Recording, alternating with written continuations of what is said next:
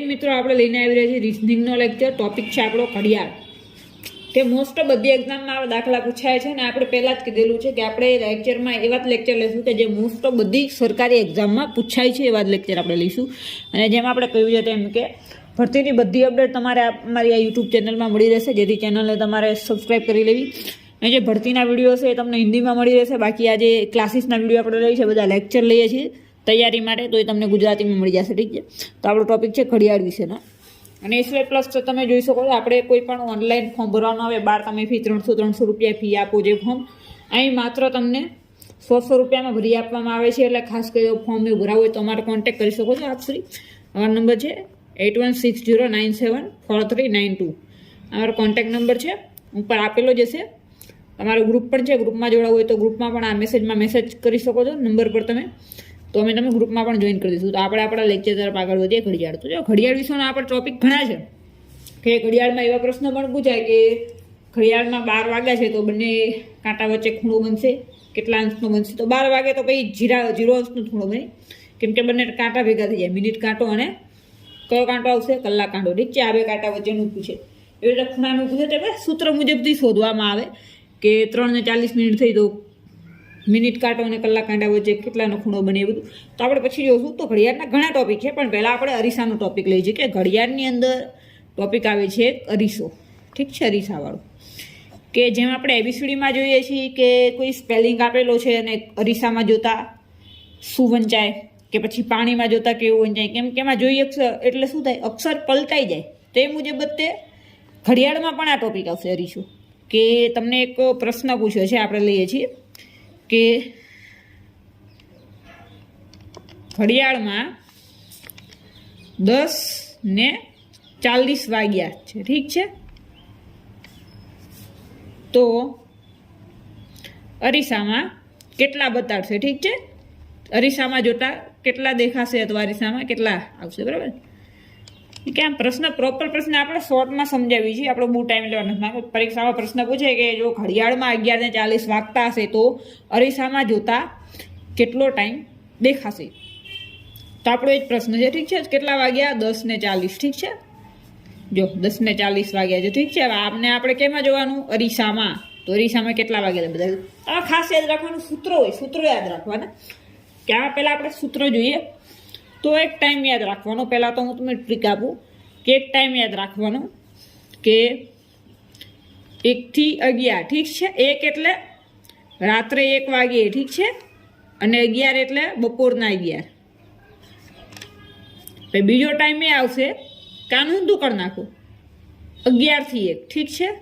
1 થી 11 તો 11 થી 1. હવે આ 11 એટલે બપોરના 11 થી રાતનો 1. ઠીક છે. 2 ભાગ પાડવાના. જો ખાસ 2 ભાગ પાડવાના, યાદ રાખજો. પરીક્ષામાં પૂછાય છે, કામ આવશે. એ વધારે ટાઈમ વેસ્ટ નહીં થાય. રાતના 1 થી બપોરના 11 અને બપોરના 11 થી રાતનો 1. ઠીક છે. આ 2 ભાગ પડે. હવે જો રાતના 1 થી બપોરના 11 તો એમાં યાદ રાખવાનું 11:60. ઠીક છે. 11:60. બીજું બપોરના 11 થી રાતનો 1 તો એ તે 11:60. એને રાત્રે શું કહેવાય? 11:23 કહેવાય. મિનિટની 60 મિનિટ એમની એમ રહેશે. ઠીક છે. એટલે 23:60. તો આ 2 યાદ રાખવાનું. આપણે સૂત્રમાં આગળ વધીએ કે દાખલામાં સૂત્ર કઈ રીતે કામ લાગશે. ઠીક છે. તો આ એક આઈડિયા યાદ રાખજો, આ લખી રાખજો. તો અહીં શું કીધું છે આપણને? ઘડિયાળમાં 10:40 વાગ્યા છે. ઠીક છે. 10:40 મતલબ સવારના 10:40. હવે સવારના 10:40 કયા ટાઈમમાં આવશે? તો આ ટાઈમમાં આવશે. જો રાત્રે 1 થી બપોરના 11 તો આ ટાઈમની વચ્ચે 10:40 આવશે. તો આ ટાઈમ માટે શું યાદ રાખવાનું આપણે? 11:60. તો અહીંયા આગળ લખો 11:60. ઠીક છે. ખાસ યાદ રાખવું. પહેલો તો સ્ટેપ એ છે કે તમને આપેલો ટાઈમ જોવાનો કે આ બેમાંથી કયા ભાગમાં આવે છે. ઠીક છે. તો આપણે આ ભાગમાં આવે છે. રાતે 1 થી બપોરના 11 ની વચ્ચે આવે. ઠીક છે. સવારના 10 વાગ્યાનો ટાઈમ. તો એના માટે શું લેવાનું? તો આ લેવાનું 11:60. ઠીક છે. પછી શું કરવાનું? 11:60 લીધા તો જો 11:60 માંથી બાદ કરવાનું. આપેલ ટાઈમ બાદ કરવાનો. ઠીક છે. કેટલો આપેલો? તો 10. જો કલાકમાંથી કલાક જશે તો અહીં 10 કલાક છે તો 11 નીચે 10 લખવાનું. 60 મિનિટ છે તો અહીં કેટલી મિનિટ? 40. એટલે 60 ને 40 મિનિટ. મિનિટમાંથી મિનિટ જાય, કલાકમાંથી કલાક, બાદ બાકી કરવાની. બીજું કંઈ આમાં નવું છે નહીં. તો આમાં આપણે જોઈએ. ઠીક છે. તો 60 માંથી 40 જાય તો કેટલા વધશે? 20 મિનિટ. આ જેમ, ઠીક છે, આ બે ડોટ હોય એને શું કહેવાય? જેમ કહેવાય. તો આ જેમ 11 માંથી 10 જાય તો 1, મતલબ અરીસામાં તમે જોશો તો શું ટાઈમ બતાડશે? 1 અને 20. આ યાદ રાખવાનું કે આ ટ્રીક છે અંદરનું બધું, આ ટ્રીક કહેવાય. હવે જો આપણે આવી રીતે બીજો એક દાખલો લઈએ, તો બીજું આપણે ઉદાહરણ લઈશું. તો બીજામાં આપણે શોર્ટમાં બતાવી છે, આખો ક્વેશ્ચન નથી લખવો, કે જો સાંજનો ટાઈમ હોય કે રાતનો ટાઈમ હોય તો એ કેમ બતાવે આવી રીતે કયો? 16 ને 45. 16 ને 45 એટલે શું થયું? સાંજના 4 ને 45 મિનિટ થઈ કહેવાય. 16 ને 45 એટલે સાંજના 4 અને 45 મિનિટ એટલે 16 અને 45. ઠીક છે, તો આપણે જો 16 ને 45, તો આ સાંજના 4 ને 45 તો કયામાં આવશે? તો બપોરના 11 થી રાતના 1 વચ્ચે. આ જોઈ શકો તમે, જો બપોરના 11 થી રાતનો 1, એની અંદર સાંજના 4 વાગશે ને તો એના માટે કેટલા? 23 ને 60. તો આપણે એમાં લઈએ, જુઓ તો કેટલા લખશું? 23 ને 60. એમાંથી આને બાદ કરશું, 16 ને 45. 23 નીચે 16, 60 મિનિટ નીચે 45 મિનિટ, બસ બાદ બાકી કરો. 60 માંથી 45 જાય તો 15, આ જેમનું જેમ. અને 23 માંથી 16 કાઢી નાખો, 23 માંથી 16 કાઢો, કેટલા વધે? 7. એટલે 7 અને 15, મતલબ ઘડિયાળમાં સાંજના 4 વાગીને 45 મિનિટ થાય છે. તો હવે તમે શેમાં જોશો? અરીસામાં. તો અરીસામાં કેટલા બતાવશે? 7 અને 15 મિનિટ. ઠીક છે, આ સ્ટ્રીક છે. હજુ આપણે એક લઈએ છીએ, કેમ કે ઉદાહરણ જરૂરી છે, કે દાખલામાં ઘણી વેરાયટીઝ આવી શકે. તો ચલો આપણે આ દાખલો જોઈએ છીએ. ઠીક છે, તો આ દાખલામાં કેટલા કરવું આપણે? કે ચલો આપણે જોઈએ તો 18. ઠીક છે, કેટલા લખ્યા છે આપણે? 18. 18 વાગીને કેટલી મિનિટ લખશું? 55. આમાં કઈ વેરાયટી નથી, સિમ્પલ દાખલો છે. 18 એટલે સાંજના 6 એટલે બપોરના 11 વાગ્યા પછીનું હોય, એટલે 23 જેમ 60 એમાંથી કાઢી નાખો. 18 જેમ 55. 60 માંથી 55 જાય તો 0.5, 0 લખ નાખવાનો. 5 મિનિટ આવી પણ આગળ 0 લખ નાખવાનો. આ જેમ કરીને 23 માંથી 18 કાઢી નાખો એટલે 5. 5 ને 0.5 આટલી મિનિટ બતાવે, 5 ને 5 મિનિટ બતાવે.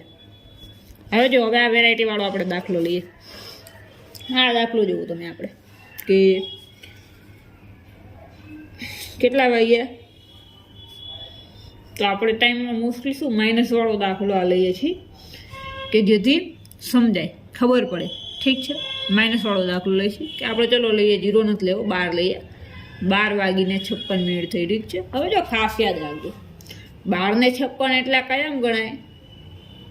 બપોરના એમ ગણાય 12 ને 56. ઠીક છે, 00 56 લખેલો હોય ને, 00 કરીને 56, તો એ રાત્રિમાં ગણાય. પણ આ એક વાત યાદ રાખો, કે તમને બપોરના 12 વાગ્યાના આજુબાજુનો ટાઈમ કે રાતના 12 વાગ્યાના આજુબાજુનો ટાઈમ કે, બે કયાની વચ્ચે આવશે? બપોરના 11 થી રાતના 1 સુધીમાં. ઠીક છે, એટલે ગમે એમ તમને 12 ની ઉપર કોઈ મિનિટ આપેલી હોય ને, કે 12 ને આટલી મિનિટ થવી, તો એ 23 જેમ 60 માંથી બાદ બાકી થશે. ઠીક છે, તો આપણે જે 12 જેમ 56 છે, 12 ને 56 મિનિટ, તો આ 23 જેમ 60, જો 11 બપોરના 11 પછી 12 વાગશે ને બપોરના, એટલે 23 આવશે. ઠીક છે, 23 જેમ 60 એમાંથી ચલો 23 નીચે 12, 60 નીચે 56 મિનિટ. ઠીક છે, કાઢ નાખો. 60 માંથી 56 જાય તો 0.4, આ જેમ એમ નહીં. હવે જો 23 માંથી 12 કાઢવાના. ઠીક છે, તો 23 માંથી 12 કાઢી લો આપણે. 23 ઓછા 12 કેટલા વધશે? 23 માંથી 12 જાય તો 11. ઠીક છે, 11 ને 4 મિનિટ. એટલે જો આ યાદ રાખવું, તમે 12 વાગ્યાનો ટાઈમ આપેલો હોય ને, કે આટલા 12 ત્યાં, તો 12 વાગ્યાનો ટાઈમ 23 ને 60 માંથી જ જશે. 12 આગળનો ટાઈમ જ ગમે તે. ઠીક છે, પછી નેક્સ્ટ આપણે જો આગળનું બીજું અમુક જોયું, કે આમાં ખાસ યાદ રાખવાનું, કે તમે જો દાખલો ગણો, આમાં માઇનસમાં જવાબ આવશે જ નહીં ક્યારે. ઠીક છે, અને ઘડિયાળનો જવાબ માઇનસ આવે પણ નહીં. માઇનસ આવે ને તો આપણે માઇનસ હટાવી દેવાનું. ઠીક છે, બસ આમાં આટલું છે, કે આ યાદ રાખવાનું. ખાસ શું યાદ રાખવાનું? 11 ને 60, 23 ને 60, બસ આ બે જ યાદ રાખવાનું, કે તમને આપેલ ટાઈમ ક્યારે? રાતના 1 થી સવારના 11 ની વચ્ચે હોય તો 11 ને 60 માંથી બાદ કરી નાખો. કલાકમાંથી કલાક કાઢવાનો, મિનિટમાંથી મિનિટ. અને બીજો પોઈન્ટ એ આવે, કે તમને આપેલ ટાઈમ બપોરને મીન્સ સવારના જે 11 હતા એ જ તે સવાર કહું બપોર કે 11 થી રાતના 1 ની વચ્ચે હોય તો 23:60માંથી, ઠીક છે. બાકી તમને જેમ કીધું એમ 12 વાગ્યાનો ટાઈમ તો છે ને 23:60માં જ આવશે. રાતના 12:00 લખેલું છે, બપોરના 12:12 લખેલું છે, ઠીક છે. બીજું કાંઈ નવું નથી. એટલે આપણે એક જોઈએ કે હોમવર્કનો દાખલો લઈએ છીએ આપણે, કે હોમવર્કમાં તમને આ દાખલો આપ્યો છે 15 અને 35 મિનિટ, ઠીક છે. હવે આ ઘડિયાળમાં 15 ને 35 મિનિટ થઈ છે તો અરીસામાં કેટલું દેખાશે, ઠીક છે. આ તમારે સોલ્વ કરવાનું છે. આ હોમવર્ક છે. સોલ્યુશન આપણે જવાબ નેક્સ્ટ લેક્ચરમાં લઈ લઈશું. બાકી નેક્સ્ટ લેક્ચરનું તમને હિન્ટ આપી દઈએ. નેક્સ્ટ આપણે થીટાવાળો હશે દાખલો, કે ખૂણો, જે મેં પહેલાં કીધું એ તે ખૂણાવાળો દાખલો, ઠીક છે. આ થીટા કહેવાય, ઠીક છે, ખૂણો. કે મેં કીધું ને કે ઘડિયાળમાં ચલો 4:45 મિનિટ થઈ તો મિનિટ કાંટો અને કલાક કાંટા વચ્ચે કેટલા અંશનો ખૂણો થશે, તો એ ખૂણો શોધવા માટેનું સૂત્ર આવે, ઠીક છે. તો એ આપણે અહીં જે દાખલો આવશે એ સૂત્રથી આવશે, અને એ સૂત્ર આપણે નેક્સ્ટ લેક્ચરમાં જોઈશું કે કયા સૂત્રથી આ દાખલો ગણાય. કેમ કે આ રીતના પણ દાખલા પૂછ્યા છે. એટલે આપણે આ ઘડિયાળનો એક પોઈન્ટ કમ્પ્લીટ, પછી આ બીજો પોઈન્ટ આપણે લઈશું, આ નેક્સ્ટ લેક્ચરમાં લઈશું. આ લેક્ચર આપણે આટલો રાખી છે. આવા જ લેક્ચર માટે જોડાઈ રહેવા માટે ચેનલ લાઇક કરો, શેર કરો, સબસ્ક્રાઈબ કરો, ઠીક છે. વિડીયો શેર કરો, લાઇક કરો, ચેનલ સબસ્ક્રાઈબ કરો, અને આવા જ વિડીયો માટે જોડાઈ રહો અમારી જોડે. બાકી ભરતીની અપડેટ તો તમને મળતી જ રહેશે, અને અમારા ગ્રુપ પણ છે. આપણે કોન્ટેક્ટ નંબર આગળ આપ્યો છે, ઉપર હશે તેમાંથી મેસેજ કરીને કે કોલ કરીને જોડાઈ શકો છો, ઠીક છે. જય હિન્દ, જય ભારત.